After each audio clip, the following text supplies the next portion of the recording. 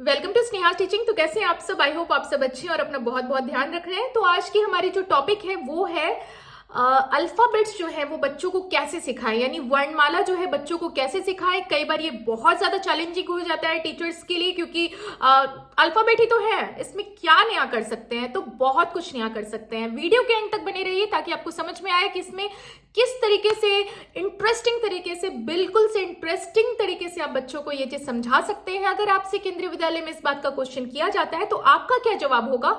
आप टीचर के रूप में बच्चों को अल्फाबेट्स यानी वर्णमाला, चाहे वो हिंदी की हो चाहे वो अंग्रेजी की हो, आप कैसे सिखाएंगे? अपने तरीके को जरूर पोस्ट कीजिए कमेंट बॉक्स में, और सब लोग पोस्ट कीजिए। सभी टीचर्स मेरे चैनल के थ्रू एक दूसरे से जुड़े हैं, इस बात का मुझे बहुत अच्छा लगता है। तो आप सब कमेंट कीजिए, मैं सभी के कमेंट्स को पढ़ूंगी जरूर, और क्वेश्चन जरूर पोस्ट कीजिएगा कि नेक्स्ट वीडियो आपको किस टॉपिक पे चाहिए। मुझे बहुत क्वेश्चंस आए हैं कि कुकिंग हॉबी पे मैम किस तरह की क्वेश्चन हो सकती है, और कुकिंग हॉबी बच्चे के लिए कैसे हेल्पफुल है। मुझे एक क्वेश्चन आया है कि मैम इंग्लिश लैंग्वेज बच्चे को कैसे सिखाएं, इंग्लिश बोलना कैसे सिखाएं, छोटे बच्चों को अंग्रेजी बोलना कैसे सिखा सकते हैं। केवीएस के कॉन्ट्रैक्ट बेसिस की जो इंटरव्यू थी उस पर मुझे पूछा गया था। तो ये सब क्वेश्चंस मैं नोट डाउन कर रही हूँ, मैं वीडियो जरूर बनाऊंगी, ठीक है। तो चलिए हम लोग इस वीडियो को स्टार्ट करते हैं, यानी कि अपने टॉपिक को स्टार्ट करते हैं, ठीक है। तो हमारा सबसे पहला पॉइंट है कि बच्चों को अल्फाबेट सिखाने का जो आप सबके मन में चल रहा है वो बिल्कुल सही चल रहा है, यानी कि बच्चे को हम लोग पहले गाना गा गा के प्यार से, यानी कि गाना गा गा के अल्फाबेट्स को समझाना है, यानी कि गाइए, उसको फन एक्टिविटी बनाइए, है ना। फन एक्टिविटी के थ्रू जो है आपको बच्चे को जो है अल्फाबेट सिखाना है। यानी कि आपका जो एक जवाब ये भी हो सकता है कि मैं फन एक्टिविटी के थ्रू सिंगिंग करके उस चीज को मस्ती करके, कहते हैं ना बच्चों को हमेशा एंजॉय करने का बहुत मन करता है। छोटे बच्चे हमेशा एंजॉयमेंट खोजते हैं, ये फैक्ट है, क्योंकि बच्चों को कोई भी चीज बोरिंग, अब आप सीधा बस क्लास में चले गए और आपने ABCD, आपके फेस पे कोई एक्सप्रेशन नहीं है, आप बस खड़े हो और बस क्लास कर लिया, निकल गए। छोटे बच्चे हैं, कैसे सीखेंगे? वो उनको बताना पड़ेगा, उनको वो वाइब्स लानी पड़ेगी, आपको थोड़ा एंजॉयमेंट क्रिएट करना पड़ेगा, थोड़ी सी एक्साइटमेंट क्रिएट करनी पड़ेगी, गाना गा के एकदम से अच्छे से बच्चे को समझाने की जरूरत है। दूसरा आप क्या कर सकते हैं कि विजुअल एड्स का आप इस्तेमाल कर सकते हैं। क्या होते हैं विजुअल एड्स? यानी कि जो चीज हम सुन के समझते हैं वो चीज जब देखते हैं अपने आंखों से तो वो चीज ज्यादा समझ में आती है और ज्यादा लंबे समय तक याद रहती है। यानी कि आप फ्लैश कार्ड्स का यूज कर सकते हैं, आईसीटी तो है ही, फ्लैश कार्ड्स का आप यूज कर सकते हैं, पोस्टर्स का यूज कर सकते हैं। तो इस तरीके से आप जो वर्णमाला है उसको ज्यादा इंटरेस्टिंग बना के बच्चे तक पहुंचा सकते हैं, उसको और भी ज्यादा दिलचस्प बना सकते हैं, बच्चे को कहते हैं ना उत्सुकता जगा सकते हैं उस चीज को समझने के लिए। नेक्स्ट आप क्या कर सकते हैं जो कि बहुत इंपॉर्टेंट है अल्फाबेट पढ़ाने समय, यानी वर्णमाला पढ़ाने समय, चाहे मैं अंग्रेजी हो चाहे हिंदी हो, मैं बार बार बोल रही हूँ, अल्फाबेटिकल गेम्स कीजिए, यानी बच्चों से वो गेम कीजिए। आप गेम जब कीजिएगा ना तो बच्चों को खेल में मजा आता है और खेल खेल में ही वो सीख जाएंगे।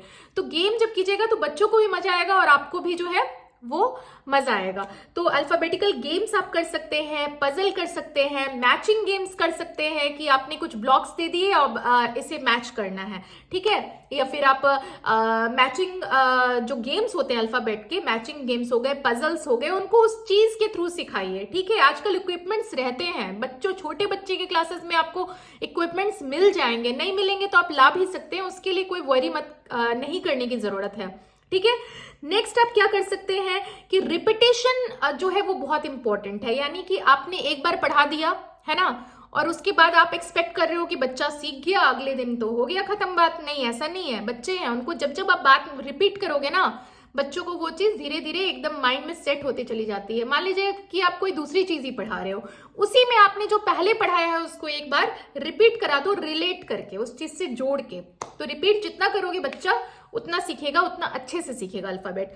नेक्स्ट आप क्या कर सकते हैं कि मल्टी सेंसरी अप्रोच रखिए। मल्टी सेंसरी अप्रोच का मतलब क्या है? यानी कि आपका पढ़ाने का तरीका ऐसा होना चाहिए कि बच्चे के सभी सेंसेस उससे जुड़े हों।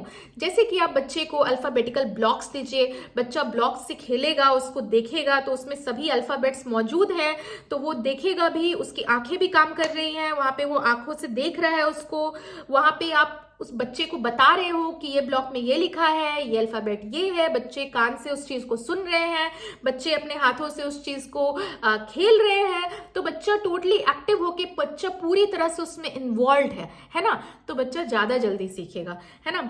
तो ये आप कर सकते हैं। मैग्नेटिक लेटर्स जो होते हैं, मैग्नेटिक आजकल लेटर आते हैं, उसे आप बोर्ड पे चिपका सकते हैं, व्हाइट बोर्ड पे। ज्यादातर ब्लैक बोर्ड होते हैं, बट ब्लैक बोर्ड पे भी आप फन एक्टिविटी कर सकते हैं, अच्छे से ड्राइंग करके गा गा के बताइए।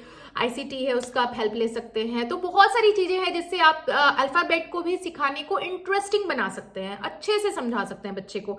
नेक्स्ट क्या आता है, प्रैक्टिस आता है। बच्चे को उस चीज का प्रैक्टिस करवाइए, फन एक्टिविटी के थ्रू प्रैक्टिस करवाइए। अभ्यास तो कहते ही हैं कि practice makes a person perfect, तो प्रैक्टिस जितना बच्चा करेगा उस चीज को आप बच्चे के आगे जितना रिपीट करोगे, जितना प्रैक्टिस होगा, उतनी ही वो चीजें याद होती चली जाएगी। एक अच्छे शिक्षक बनना बड़ी बात नहीं है, बट एक अच्छा शिक्षक बनना बड़ी बात है। बड़ी बात इसलिए है क्योंकि अगर हम एक अच्छा शिक्षक बनेंगे, हम बच्चे को की पूरी रिस्पॉन्सिबिलिटी लेंगे क्लासरूम के अंदर, तो पेरेंट्स को एक कहते हैं ना, जो स्ट्रेस आता है पेरेंट्स में कि हमें ये भी देखना पड़ता है, हमें ये भी देखना पड़ता है, तो पेरेंट्स के भी अंदर वो खुशी आती है कि हमारा बच्चा ऐसे शिक्षक से पढ़ रहा है जो अपना 100% देते हैं, है ना। तो पेरेंट्स भी अंदर से खुश रहते हैं कि मेरा बच्चा तो आधा से ज्यादा काम तो शिक्षक ही कर दे रहे हैं, मैं क्या करूं, मुझे ये समझ नहीं आ रहा है। आप इतना बच्चे के अंदर वो चीज, कहते हैं ना, बच्चे के अंदर वो चीज डाल दीजिए कि बच्चा खुद क्यूरियस हो उस चीज को सीखने के लिए, है ना। नेक्स्ट आता है कि आपको जो सबसे ज्यादा इंपॉर्टेंट पॉइंट है जो मैं अभी आप सबको बोलना चाहूंगी, वो है पेशेंस।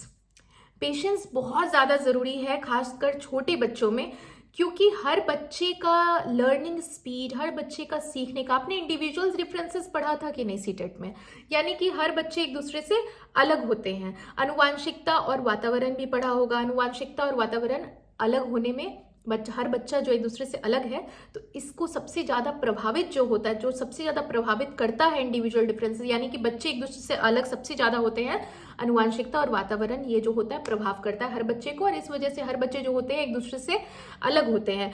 तो जरूरी नहीं है कि एक बच्चा आपका हर बात समझ गया, उसे याद भी हो गया, सभी वर्णमाला पे उसका कमांड बन गया, तो बाकी सभी बच्चे सीख जाए, या जो आपने एक्सपेक्ट कर लिया ये कर लिया तो आपका क्यों नहीं हुआ।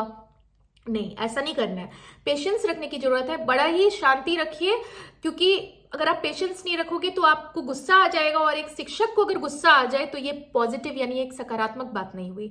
तो शिक्षक को गुस्सा तो बिल्कुल भी नहीं आना चाहिए, क्योंकि शॉर्ट टेम्पर्ड होना, अपना कंट्रोल लूज कर देना, बहुत छोटे बच्चों के बीच हुआ, पीआरटी की मैं बात कर रही हूँ, उनका उम्र बहुत ज्यादा नहीं है, वहां पे कंट्रोल लूज कर देना या टेम्पर लूज कर देना बिल्कुल भी एक्सेप्टेबल नहीं है, उस चीज को एक्सेप्ट नहीं किया जाएगा, ठीक है, किसी भी परिस्थिति में, ठीक है।